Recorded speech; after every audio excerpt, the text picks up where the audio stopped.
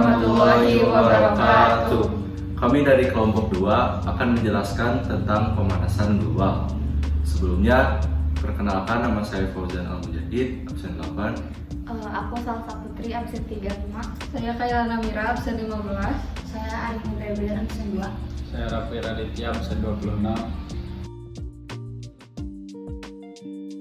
Pemanasan global adalah suatu bentuk ketidakseimbangan ekosistem di bumi akibat terjadinya proses peningkatan suhu rata-rata atmosfer, laut, dan daratan di bumi.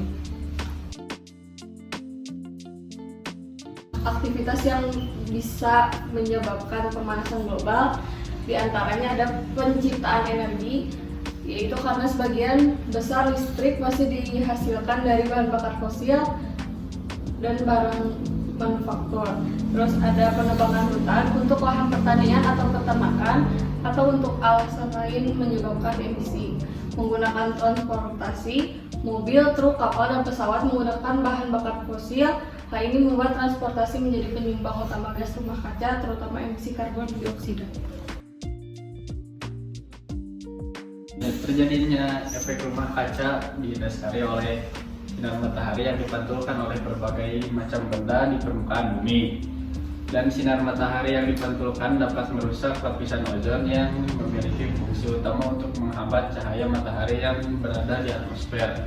Apabila lapisan ozon yang berada di atmosfer bumi semakin berkurang, maka akan menyebabkan kenaikan suhu di permukaan bumi.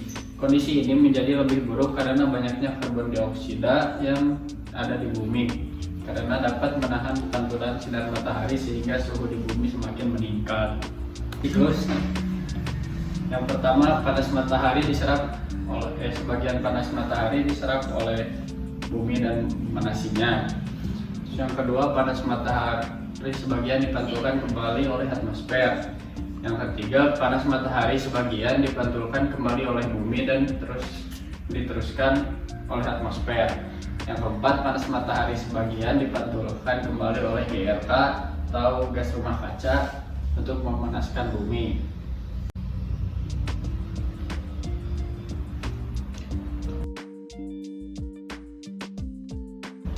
Penipisan lapisan ozon 1 berawal dari adanya emisi molekul gas yang mengandung klor dan brom yang dihasilkan dari berbagai aktivitas manusia dan proses alamiah. 2. Karena gas tidak bereaksi dan tidak larut dalam air, molekul gas tersebut terakumulasi di bagian bawah atmosfer. 3. Akibat pergerakan udara, molekul gas akan terbawa ke atmosfer yang lebih tinggi dan mencapai stratosfer. 4. Di lapisan stratosfer, radiasi matahari memecah molekul gas yang mengandung klorin atau bromin.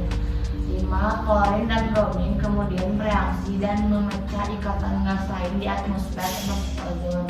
Reaksi yang terjadi mengakibatkan molekul ozon terpecah sehingga mengurangi konsentrasi ozon di stratosfer.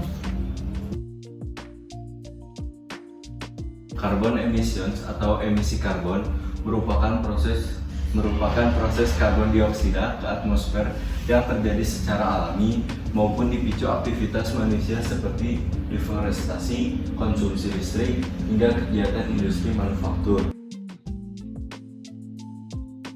Agreement atau kesepakatan Paris adalah kesepakatan lingkungan yang terjalin oleh hampir setiap negara termasuk Indonesia untuk mengatasi perubahan iklim dan dampak negatifnya. Kesepakatan ini dibuat bertujuan untuk secara berkelanjutan mengurangi emisi gas karbon dalam upaya melonggarkan kenaikan suhu global yang sekarang sudah mencapai 2 derajat Celcius dan berusaha untuk mengurangi perubahan suhu sekurang-kurangnya menjadi 1,5 derajat.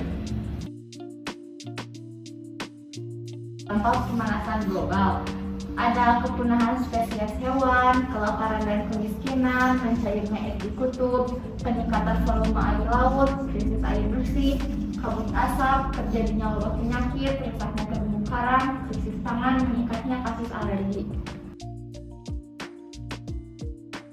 Upaya dalam mengurangi pemanasan global.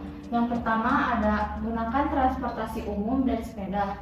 Kedua, minimalkan penggunaan peralatan yang menggunakan CFC.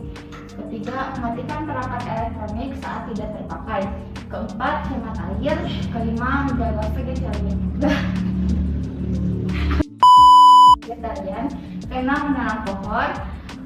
Ketujuh, reduce. Yang kedelapan, recycle. Sekian dari kelompok kami. Assalamualaikum warahmatullahi wabarakatuh.